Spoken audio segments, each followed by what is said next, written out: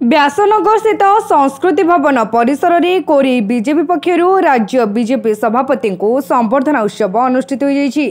कोरेई विधायक आकाश दास नायक नेतृत्व में आयोजित संबर्धना उत्सव में राज्य समवाय मंत्री प्रदीप बलसामंत, सांसद रवींद्र नारायण बेहेरा और बड़चणा विधायक अमर कुमार नायक अतिथि भाव जोगदे राज्य बीजेपी सभापति मनमोहन सामल को संबर्धित करथिले। एही कार्यक्रम में श्री सामल जोगदे राज्यर विकास पाई बीजेपी सरकार जेभली कार्य करुछंती आगामी दिन में सारा देश में ओडिशा एक विकसित राज्य में परिणत हेबो बोली श्री सामल कहिथिले। एही अवसर में पूर्वतन विधायिका संचिता महांती समेत दलीय कार्यकर्ता माने जोगदे राज्य में बीजेपी सरकार आनिबारे राज्य सभापति अवदान संपर्क में आलोचना करथिले। एही कार्यक्रम में कोरेई और व्यासनगर पौर परिषद अंचल शताधिक कार्यकर्ता जोग देथिले।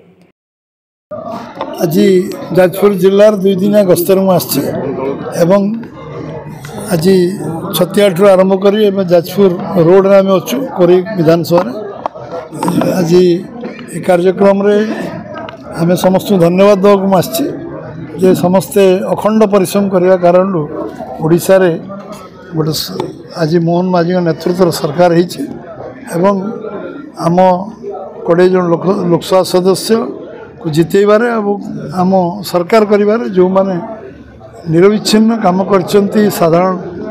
लोक आरंभ कर आम कार्यकर्ता पर्यटन समस्त धन्यवाद। कार्यक्रम आज निश्चित भाव में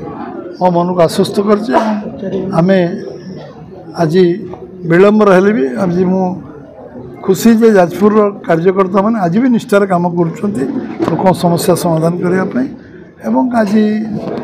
बहु लोक प्रतिनिधि बहु अनुभवी अभिज्ञता संपन्न लोक आज धर्मशाला आम सहित योगदान कर निश्चित भाव में ये दल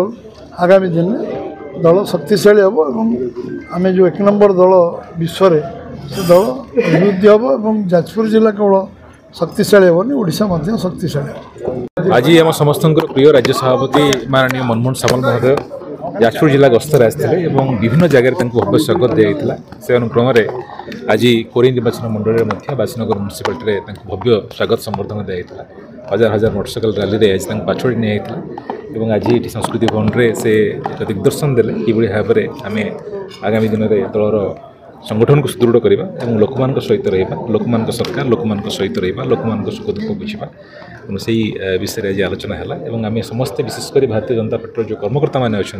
से आज अत्यंत आनंदित अच्छा उत्साहित अच्छा माननीय सभापति भिजिट बहुत धन्यवाद। जाजपुर व्यासनगर ज्योति प्रकाश भूया रिपोर्ट तीर्थक्षेत्र लाइव।